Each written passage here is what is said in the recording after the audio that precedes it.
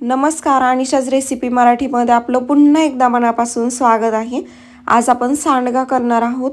खूप सोप्या पद्धतीने मी तुम्हाला सांडगा करायचा सांगितलेला आहे आणि तुम्ही बघू शकता किती सुंदर असा वाळलेला देखील आहे तो आणि खूप छान असे छोटे छोटे आपण सांडगे घातलेले आहेत।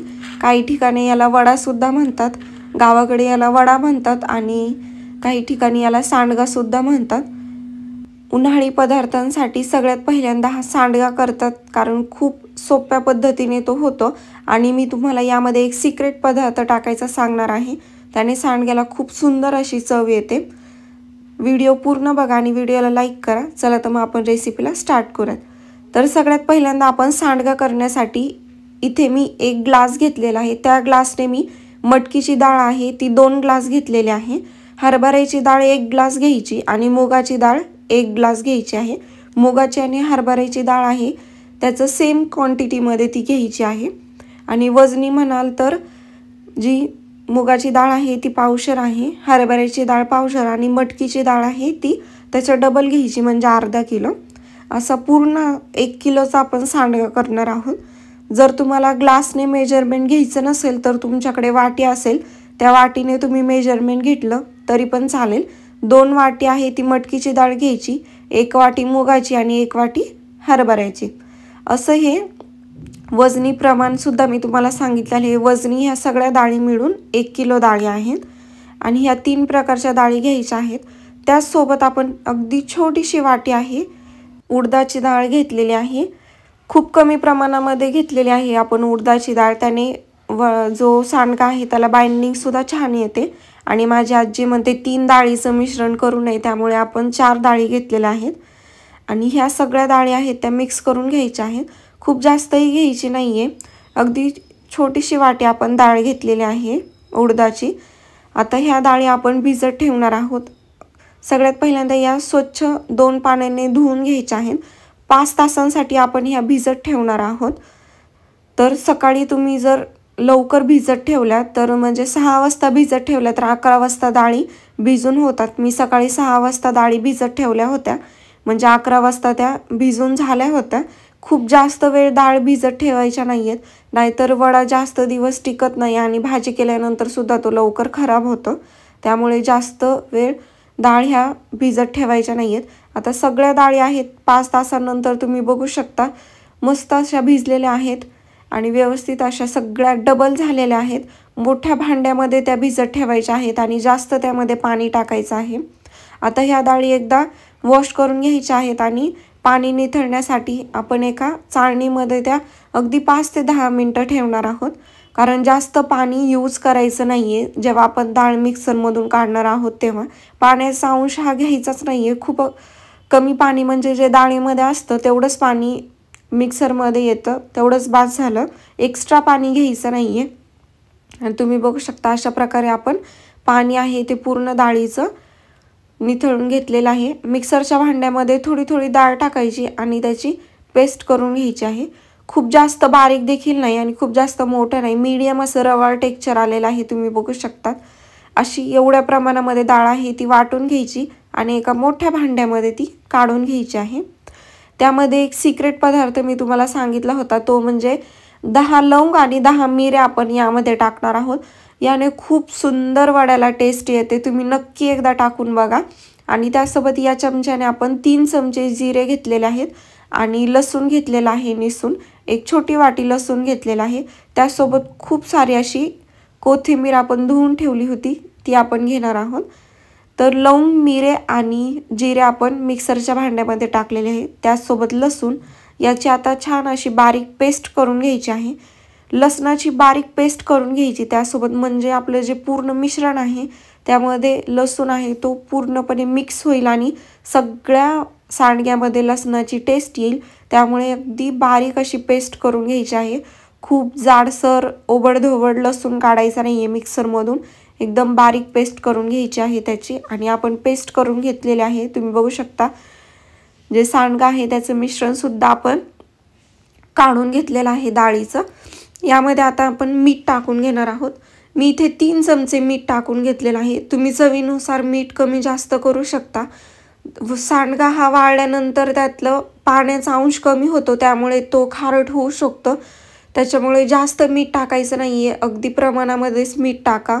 सांडग्यामध्ये मीठ टाकताना तुम्ही आत्ता कमी मीठ टाकलं तरी पण चालेल, वाळल्यानंतर तो बरोबर होतो चवीला. त्यासोबत आपण यामध्ये मिरची पावडर टाकलेली आहे मोठे 3 चमचे. ही कलरची आणि तिखट दोन्ही मिरची पावडर आहे. याची लिंक तुम्हाला आय बटनवरती क्लिक केल्यानंतर मिळेल. आपण ही घरीच मिरची पावडर केलेली आहे. आणि यामध्ये आपण खूप सारी बारीक चिरलेली कोथिंबीर टाकणार आहोत कट करून. काही जण ही मिक्सरमध्ये काढून सुद्धा टाकतात याची पेस्ट करून कोथिंबीरची, पण आपण कट करून टाकलेली आहे. ती कट करून त्याची मस्त अशी टेस्ट येते आणि कलरसुद्धा छान येतो. त्यासोबत अर्धा चमचा यामध्ये आपण हळद टाकलेली आहे. हळदीने सुद्धा वड्याला छान असा कलर येतो आणि चवीलाही खूप सुंदर होतो. त्यामुळे हळद तुम्ही नक्की वड्यामध्ये टाका आणि व्यवस्थित असं मिक्स करून घ्यायचं आहे. सगळं मिश्रण आहे. लसूण आणि जे जिऱ्याचं वाटण आहे ते व्यवस्थित असं मिक्स करून घेतल्यानंतर आता तुम्हाला मी दाखवते. आपण पाण्याचा वापर अजिबात केला नव्हता डाळ वाटताना सुद्धा, आणि अगदी असा छोटा छोटा वडा आहे तो घालून घ्यायचा आहे. मस्तच असं बाइंडिंग सुद्धा येत आहे, तुम्ही बघू शकतात, आणि कलर सुद्धा मस्त असा आलेला आहे. त्यासोबत जर तुम्हाला आणखी डार्क कलर हवा असेल तर तुम्ही तिखट मिरची पावडर न टाकता फक्त कलरची मिरची पावडर यूज करा, त्याने आणखी डार्क कलर येईल, रेड कलर सांडग्याला. आणि आता आपण प्लेटला ऑइल ग्रीस करून घेणार आहोत. खूप जास्त ऑइल ग्रीस करून नाही घ्यायचं आहे, अगदी हलकंसं ग्रीस करून घ्यायचं आहे, जेणेकरून सांडगा आहे तो लवकर निघेल. आपण प्लेटमध्ये वडा घालणार आहोत, म्हणजे सांडगा घालणार आहोत, तो लवकर निघतो. थोडंसं अगदी ऑइल त्याला ग्रीस करून घ्यायचं आहे. खूप जास्त ऑइल ग्रीस केलं तर सांडग्याला हा तेलाचा वास येऊ शकतो, त्यामुळे खूप जास्त त्याला ऑइल ग्रीस करून नाही घ्यायचं. किंवा मग तुम्ही डायरेक्ट प्लास्टिकच्या यावरती सांडगा घातला तरी पण चालेल, त्याला ऑइल लावायची काहीच गरज नसते.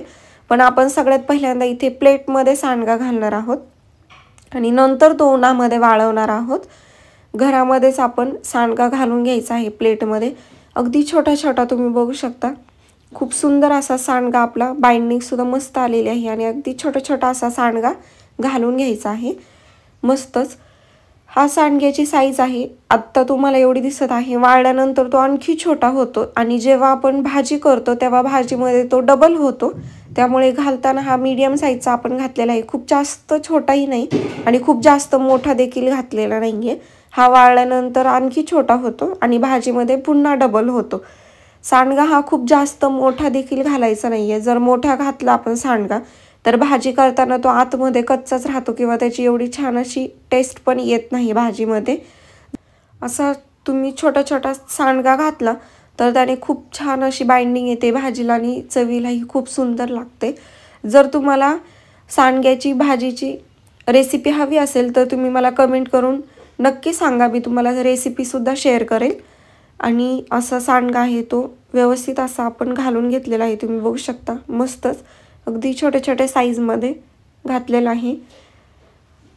जिला सांडगा हा मस्त घालता येतो ती खरी सुगरण म्हणतात. मस्त असा घातलेला आहे सांडगा सगळ्या प्लेटमध्ये. सगळ्यात पहिल्यांदा 1 दिवस हा पूर्णपणे उन्हामध्ये वाळवत ठेवायचा. त्यानंतर 2 दिवस त्यावरती छान असं एकदम सुती कापड, जाळीदार कापड ठेवायचा आणि मग नंतर उन्हामध्ये ठेवायचं आहे, जेणेकरून सांडग्याचा कलर हा फेंट होणार नाही.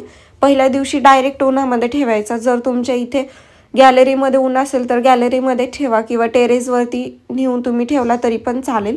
आणि हा आपण 3 दिवस वाळवला आहे. 1 दिवस पूर्ण उन्हामध्ये आणि 2 दिवस गॅलरीमध्ये ठेवला होता. त्यावरती जाळीदार अशी ओढणी ठेवली होती आणि प्लेटमधून तो इझिली निघतो. उलटण्याने तो काढायचा आणि तुम्ही बघू शकता किती सुंदर असा वाळलेला आहे आणि कलरसुद्धा खूप सुंदर आलेला आहे. आणि मी तुम्हाला म्हटलं तसं सांडग्याची साईज आहे ती पहिल्यापेक्षा थोडीशी कमी झालेली आहे. भाजीमध्ये ती डबल होते. खूप सुंदर याची भाजी लागते, अगदी शिळ्या भाकरीबरोबर तर खूपच सुंदर लागते. तुम्ही नक्की एकदा सांडगा करून बघा आणि तुम्हाला रेसिपी कशी वाटली ही मला कमेंटमध्ये सांगा. अनिशाच रेसिपीला तुम्ही सबस्क्राईब केलं नसेल तर चॅनलला सबस्क्राईब करा, लाईक करा आणि पुन्हा एकदा भेटूया अशाच व्हिडिओसोबत. थँक्यू.